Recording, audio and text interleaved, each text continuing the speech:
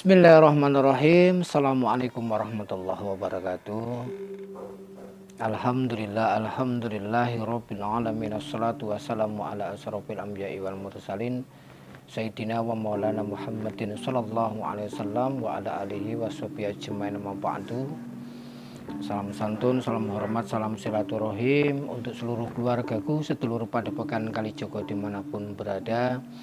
Salam asah, asih, salam asuh, salam rahayu, salam sejahtera untuk seluruh para pemirsa, para pecinta channel, dan khususnya para subscriber Padepokan Kalijogo dimanapun berada. Saya doakan semoga saudaraku semua dalam keadaan baik, dipanjangkan atas umurnya, diberikan kesehatan secara lahir dan batin, dimudahkan atas segala urusannya, dilancarkan atas rezekinya, berkah selamat fit dunia wal akhirah. Amin ya rabbal alamin.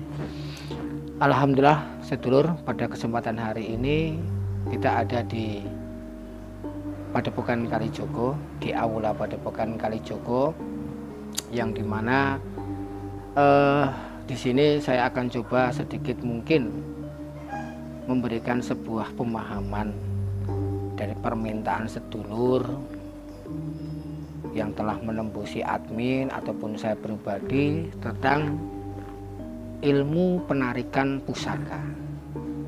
Tentunya ini sangat menarik ya lur, karena secara tidak langsung mungkin begitu banyak orang-orang yang ingin mungkin mempelajari, bahkan ingin bisa, atau mungkin banyak juga yang sudah mungkin sedulur lihat mungkin kegiatan penayangan di channel YouTube ataupun di channel sosial media lainnya.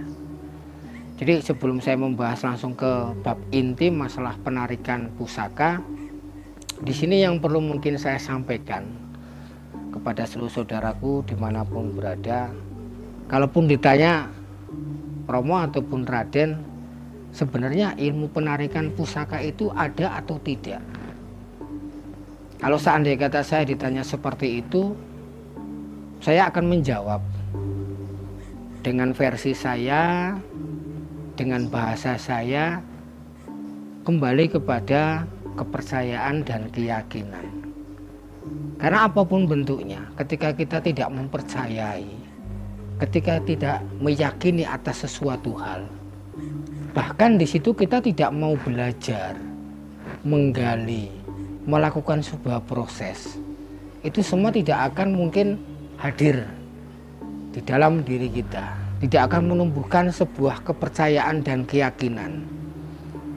Kalau kita bicara sebuah ilmu, secara tidak langsung banyak sekali mungkin ilmu para leluhur, ilmu orang-orang dulu, yang secara semuanya itu ketika didasari dengan lakon tirakat, dengan keyakinan, dengan kepercayaan, dengan sebuah proses, semuanya mungkin bisa dimiliki dan bahkan mungkin bisa dibuktikan. Hanya saja mungkin segala sesuatu hal selama ini cenderung terkadang orang lebih mudah dan menilai sesuatu hal itu lewat sosial media. Walaupun mungkin tidak sedikit saudaraku yang selama ini sudah belajar, mungkin sampai berguru, sampai mungkin mengeluarkan biaya untuk mendapatkan ilmu penarikan pusaka. Jadi jawaban pertama yang saya berikan kembali kepada mungkin kepercayaan dan keyakinan atas orang tersebut. Karena walaupun orang itu menggali dan belajar, kalau orang itu tidak yakin dan tidak percaya, ya selamanya tidak akan bisa. Ini menurut versi saya, ya lur. Lalu yang kedua, ketika lebih dikhususkan lagi, apakah ada ilmu khusus untuk menarik benda pusaka? Dan di sini akan saya jawab bahwasanya kalaupun ilmu menarik khusus benda pusaka itu tidak ada lur. Saya pun di sini selama mungkin perjalanan saya dan selama pengalaman saya belum pernah khusus mempelajari ilmu menarik benda pusaka. Lalu sejatinya apa yang dilakukan? Mungkin Romo melalui channel Padepokan Kalijogo tentang mungkin penarikan benda pusaka dan lain sebagainya.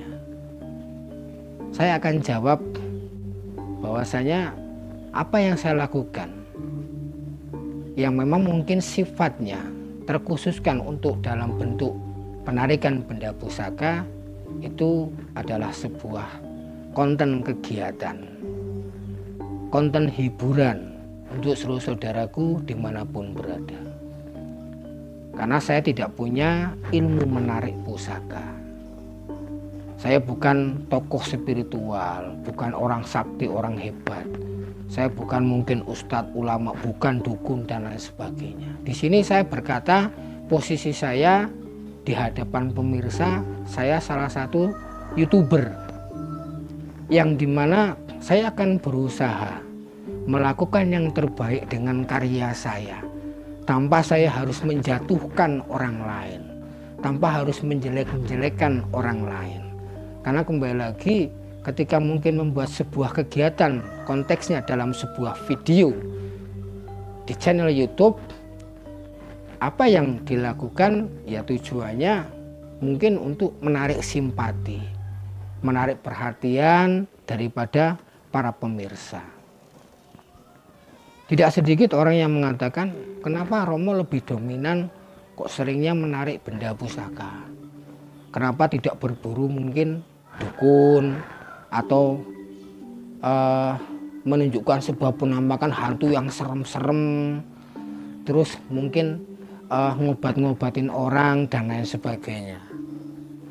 Jadi kembali lagi, setiap orang itu punya wadah masing-masing, punya konsep masing-masing. Ketika saudaraku melihat mungkin ada orang yang bisa berburu dukun sampai mengalahkan dengan mungkin berbagai cara, ya nikmati, ambil sisi hal positif atas itu semuanya. Soal masalah kebenarannya ataupun tidak, ya yang mengetahui, yang melakukan. Kita sebagai penonton mungkin hanya menyimak, dan kita juga tidak mungkin sampai harus berlebihan.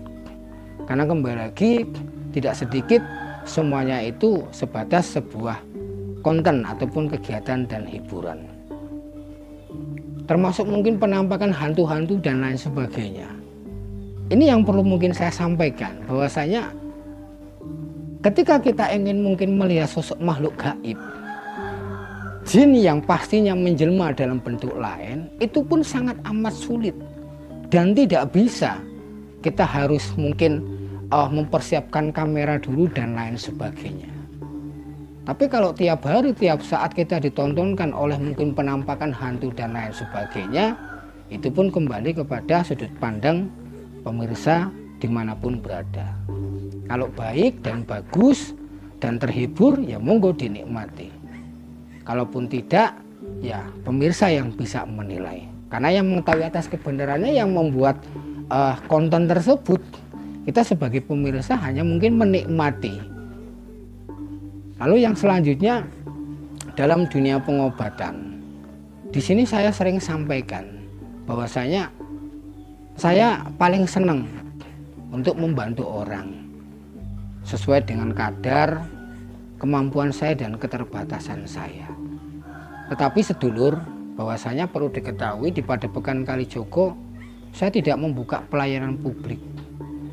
Saya tidak serta-merta membuka mungkin pengobatan yang mana tiap hari mungkin orang bisa datang, lalu saya mungkin tunjukkan di hadapan pemirsa dengan niat dan tujuan ABCD-nya. Karena secara tidak langsung di Padepokan Kalijogo ini mungkin saya pribadi juga tidak punya santri mukim. Karena apa? Saya punya kegiatan, saya punya pekerjaan, tanggung jawab baik dalam keluarga. Saya juga seorang musisi dan seniman yang mungkin punya pekerjaan. Jadi tidak 24 jam saya di Padepokan Kalijogo. Kalaupun ada sedulur tamu yang datang, alhamdulillah saya layani. Dan tidak semuanya tamu yang datang di Padepokan Kalijogo itu harus saya publikasikan, Lur. Karena sifatnya ada yang privasi, menjaga atas sesuatu hal yang sifatnya privasi atau mungkin dalam bentuk kepribadian seseorang. Contoh orang konsultasi, orang meminta mungkin sesuatu hal, contoh ruatan, contoh pengobatan, tidak semuanya itu berkenan dipublikasikan. Menjaga atas semuanya. Semoga sedikit apa yang saya sampaikan bisa dipahami. Bahkan terkadang ketika saya membuat channel YouTube seperti ini, dalam kegiatan mungkin pencarian benda pusaka dan sebagainya, terkadang saya sendiri, terkadang saya dengan anak istri. Karena kru kembali lagi tidak serta-merta kumpul semua di Padepokan Kalijogo. Mereka punya kesibukan masing-masing. Jadi inilah yang perlu saya sampaikan. Kembali ke tentang penarikan benda pusaka. Jadi apa yang saya lakukan yang terkhusus dalam penarikan pencarian benda pusaka itu sebuah konten hiburan. Sedulur bisa menerima dan terhibur, alhamdulillah. Kalaupun tidak, ya abaikan saja. Terutama di sini saya tidak pernah menjatuhkan atas orang lain. Saya tidak pernah mau mengikut campurkan adukan dengan urusan orang lain. Ya, saya fokus dengan apa yang bisa saya lakukan karena saya seorang YouTuber dalam hal ini. Ya Lur, karena tidak semuanya yang saya lakukan melalui konten Padepokan Kalijogo itu semua hiburan. Kadang ada sebuah edukasi, ada pengamalan ilmu, atau mungkin kegiatan-kegiatan yang lainnya. Nah terus Raden Romo, saya mau bertanya, sejatinya mungkin untuk penarikan benda pusaka tersebut apakah bisa dilakukan oleh mungkin orang awam atau mungkin memang orang-orang yang harus mungkin mempunyai bekal atas hal tersebut? Tentunya begini Lur, kalau kita bicara mungkin bahasa penarikan, yang pastinya itu akan dilakukan oleh orang-orang yang mempunyai beberapa hal. Beda dengan ketika kita bicara mungkin ketika orang itu tidak mempunyai mungkin dasar atau bahan, mungkin bisa saja orang tersebut mendapatkan pusaka secara langsung turun-temurun. Kadang mungkin lewat mimpi diberi, kadang mungkin menemukan di suatu tempat tanpa disengaja. Jadi orang mendapatkan cindramata pusaka itu dalam bentuk yang berbeda-beda.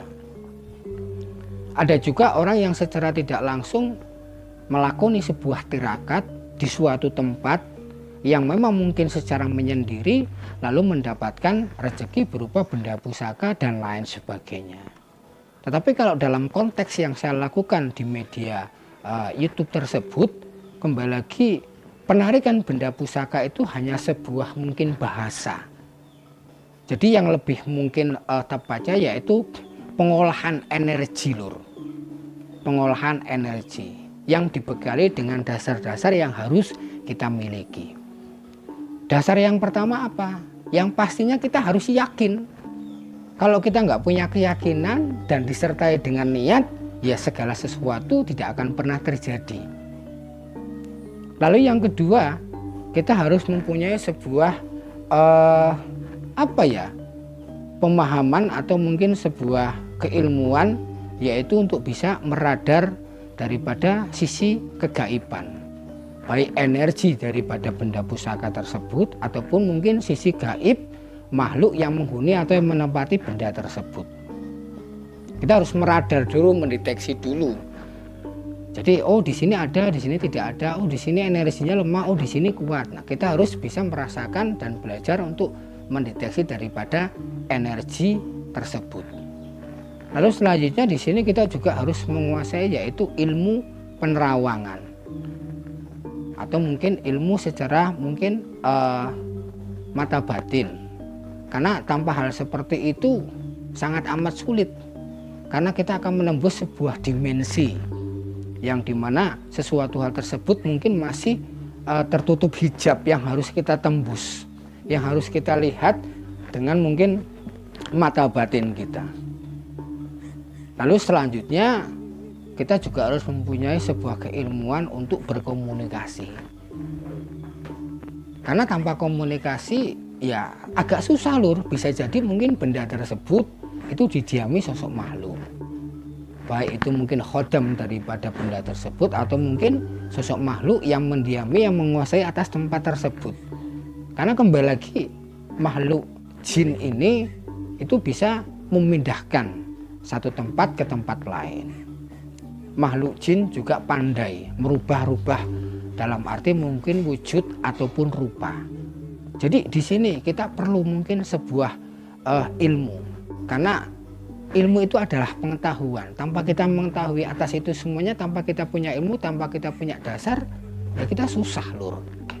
Jadi setelah kita bisa meradar, lalu kita menerawang, lalu kita bisa berkomunikasi. Nah, setelah itu baru di sini dibutuhkan sebuah power ataupun daya. Karena apa? Kita ingin memproses sesuatu hal, mungkin wujud benda tersebut yang ada di dimensi lain itu bisa tembul dan masuk kembali lagi ke alam kita, ke alam nyata. Nah, di sini ada proses yang dimana tidak sedikit mungkin prosesnya macam-macam. Ada yang menggunakan mungkin proses barter umbi rampe, mungkin persyaratan-persyaratan tertentu. Ada yang juga mungkin dengan daya tarik menarik dengan kekuatan energi pada diri seseorang, ataupun energi yang secara tidak langsung melalui mungkin hal-hal yang lainnya sebagai media ataupun perantara. Lalu di sini juga mungkin ada doa-doa tertentu, japa mantra tertentu dan lain sebagainya sesuai dengan kepercayaan dan keyakinan masing-masing. Lalu selanjutnya setelah di situ ada proses, baru yang terakhir secara tidak langsung di sini kita mempunyai sebuah keilmuan yang bisa menimbulkan atau mewujudkan benda tersebut. Karena tidak sedikit orang kadang mendapatkan sebuah gambaran, ingin diberikan sesuatu hal benda, tetapi sulit untuk diwujudkan dan lain sebagainya. Jadi ini poin-poin dalam arti dasar mengenai ilmu penarikan benda pusaka. Jadi kembali lagi kalau ditanya soal masalah penarikan benda pusaka, ya saya kembalikan kepada sudut pandang sedulur semuanya. Dan apa yang saya lakukan yang terkhusus dalam dunia kegiatan penarikan benda pusaka, cindera mata dan sebagainya, itu semua adalah hiburan dan kegiatan. Walaupun semuanya itu lur, ya butuh perjuangan. Kalau ditanya apakah semua itu settingan, saya katakan kalau menurut saya dan versi saya, apa yang saya lakukan ya saya setting. Kalau nggak saya setting, nanti kameranya siapa, hostnya siapa, nanti kita lokasinya mau di mana dan prosesnya bagaimana. Makanya saya katakan itu semua adalah sebuah mungkin dalam wadah bentuk hiburan. Jika sedulur terhibur, maka alhamdulillah. Kalaupun tidak, ya mohon maaf karena itu keterbatasan dari saya pribadi. Karena saya mau ikut-ikutan mungkin para YouTuber yang lain yang berburu dukun, terus penampakan mungkin hantu atau mungkin lain sebagainya. Di sini kapasitas saya tidak mampu dengan keadaan dan kondisi saya. Jadi ini sedikit saya sampaikan dan sekaligus saya jawab untuk seluruh saudaraku. Semoga apa yang saya sampaikan bisa dipahami dan dimengerti dan jangan dijadikan sebuah perdebatan. Di sini saya sadar bahwasanya kalau ditanya apakah benar ada ilmu penarikan pusaka, kalau saya ditanya saya akan menjawab insya Allah ilmu penarikan pusaka atau asli penarikan pusaka itu ada. Saya katakan ada. Ya lur, tapi saya tidak akan menjawab atas semuanya. Karena segala sesuatu hal tidak semuanya bisa dipublikasikan, dikemas, lalu dihadirkan di publik. Karena sebelum ada kegiatan mungkin YouTube, apa yang saya lakukan mungkin cenderung tidak terekspos. Tapi ketika saya melakukan sesuatu hal yang terkadang karena banyak sekali bertebaran mungkin para orang-orang sakti dan lain sebagainya bisa mungkin memproses atas sesuatu hal sehingga dibanding-bandingkan, terus dicari titik kelemahan, lalu mungkin diperdebatkan. Jadi menurut saya kembali lagi ya kepada sudut pandang kepercayaan sedulurku masing-masing. Oke ya lur, semoga apa yang saya sampaikan bisa dipahami, dan yang masih mungkin menggeluti dalam dunia seperti ini ya monggo digeluti dengan niat, dengan keyakinan, dan selalu berpasrah diri memohon kepada Allah Subhanahu wa Ta'ala. Semoga ada sisi hal positif yang saya sampaikan, apapun bentuknya, jagalah hati. Intinya kita tidak perlu harus menjatuhkan, menjelekkan satu sama lain. Kalau kita sama-sama menjadi seorang kreator, YouTuber dan lain sebagainya, toh ketika kita menuduh seseorang tanpa bukti, terus kita menjatuhkan orang, belum tentu kita lebih baik dari orang yang kita sampaikan. Cukup doakan saja atas semuanya, ambil sisi hal positif dan buang sesuatu hal yang negatif atas semuanya. Oke, terima kasih. Itu yang bisa saya sampaikan atas pertanyaan dari sedulur-sedulur semuanya. Kurang dan lebihnya saya mohon maaf kepada saudaraku dimanapun berada. Di sini saya tidak niat menyinggung, menyakiti hati sedulurku semuanya, tapi saya menjawab sesuai dengan porsi saya dan dasar saya. Dan kalaupun ada kembali lagi kesalahan secara ucap dan sikap, saya mohon maaf lahir dan batin, dan kepada Allah saya mohon ampun. Astagfirullahaladzim. Assalamualaikum warahmatullahi wabarakatuh.